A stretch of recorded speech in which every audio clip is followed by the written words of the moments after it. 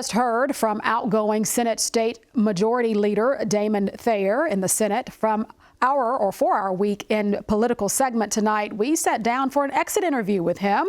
He talked with me about the Senate Republicans' leadership selections and if he plans on making any future runs for elected office.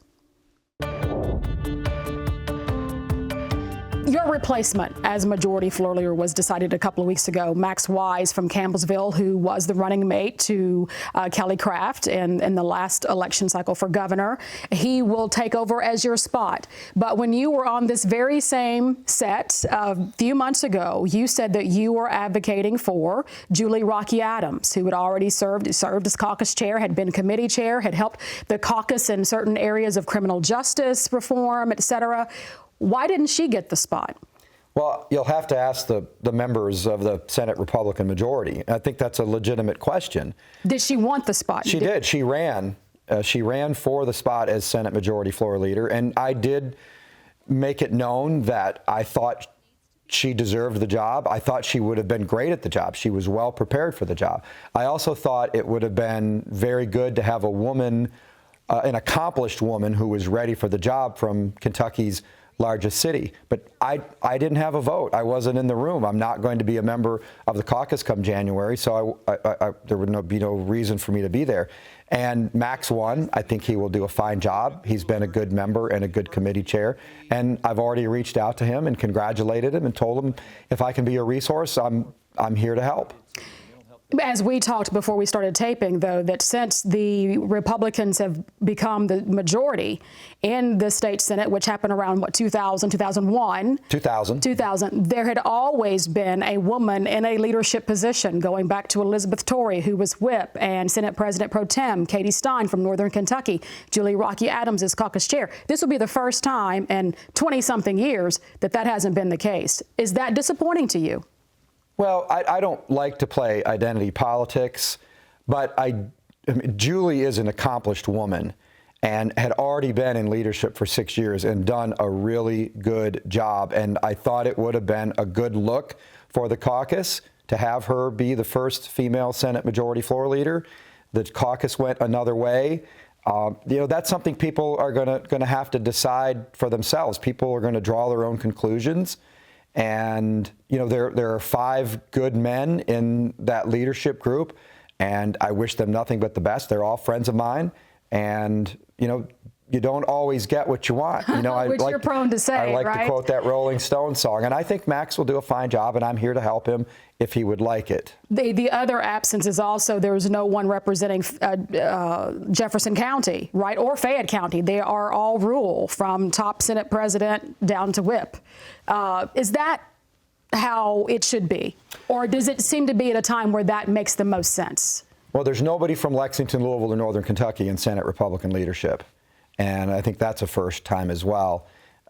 It's 5 rural guys, 3 of them who represent parts of Warren County. Mm-hmm. So it was a good day for Bowling Green, right? That's for sure. Which is now the fastest growing city. I think it's kind of up Scott County, right? Warren County.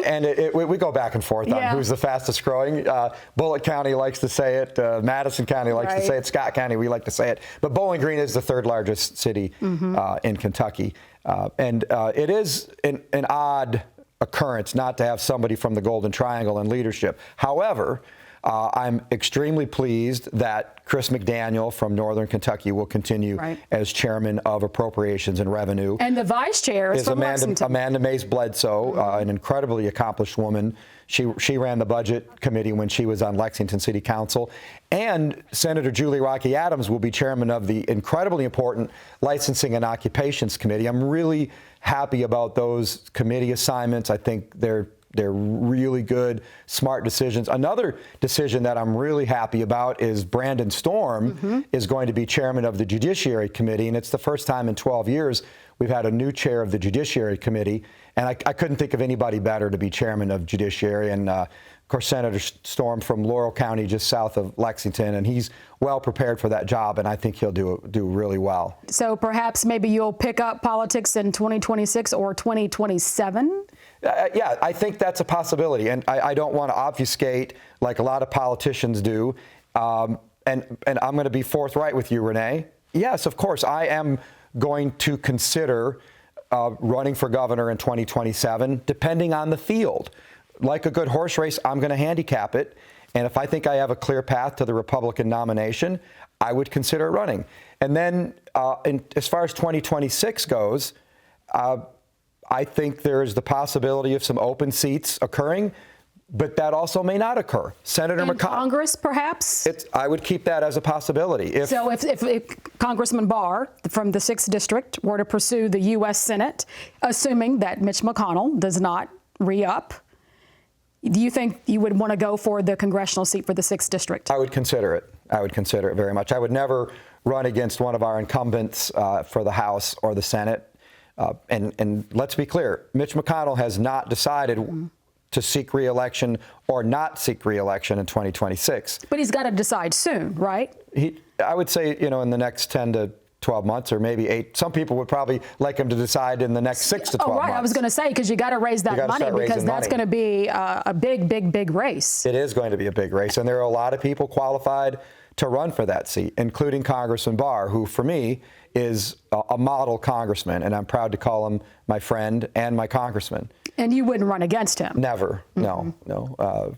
But if it's an open seat, I would give it consideration. I'm not sitting here today with a burning desire to re-enter politics, but who knows how I'll feel a year from now after taking a step back. And it would be ridiculous for me to rule out any possibility. So, long answer short, keeping all my options open.